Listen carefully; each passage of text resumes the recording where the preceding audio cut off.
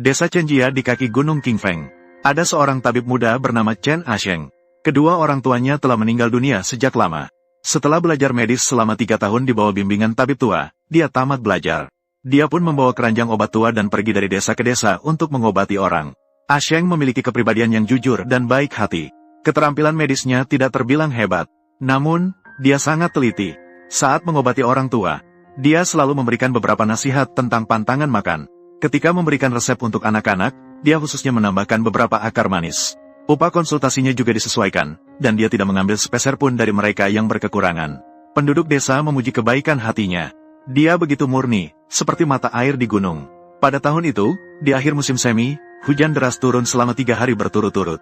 Setelah hujan berhenti, Asheng naik gunung untuk mencari ramuan obat. Saat dia berjalan ke tepi aliran sungai di tengah gunung, dia mendengar suara mendesis yang lemah dari semak-semak. Dia menyibak tanaman paku. Dia menemukan seekor ular kecil yang berwarna putih bersih. Sisi kanan perutnya terluka oleh ranting yang melukai. Darah dan air berlumpur bercampur, mengotori sisik putih bersih. Ular kecil sepanjang lengan. Matanya bersinar seperti kaca hitam. Melihat Asheng mendekat, ia tidak melawan. Hanya menggerakkan ekornya pelan, seakan meminta bantuan.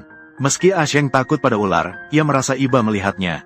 Ia mengambil kain goni bersih dan bubuk panas noto ginseng dari keranjang obat. Ia dengan lembut menghibur ular kecil, "Jangan takut. Aku akan membalut lukamu, tidak akan sakit."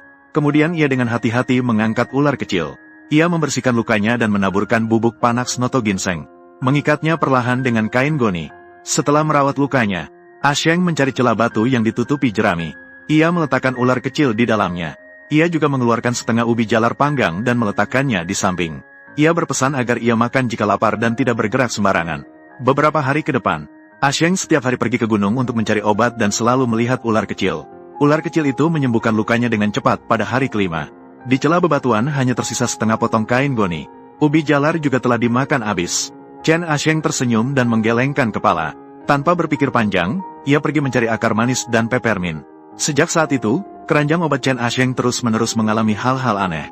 Akar manis yang dipakai hingga habis kemarin. Keesokan harinya, keranjang obat akan memiliki 2 ikat segar. Pergi ke desa sebelah untuk memeriksa batuk buli. Tiba-tiba, sebuah ginseng liar muncul dari dalam keranjang obat. Kendi di sudut halaman selalu penuh setiap pagi. Di permukaan air masih mengapung daun teratai yang basah oleh embun. Chen Asheng mengira itu adalah bantuan dari orang-orang di desa. Namun setelah ditanya satu persatu, tidak ada yang mengaku. Suatu malam setelah setengah bulan, Chen Asheng bersandar di meja sambil merapikan resep obat. Terdengar suara ketukan dari jendela. Ia mengangkat kepala dan melihat di bawah sinar bulan. Ular putih kecil itu menggigit sebuah tumbuhan penyelamat dan merayap masuk ke jendela. Ular putih kecil meletakkan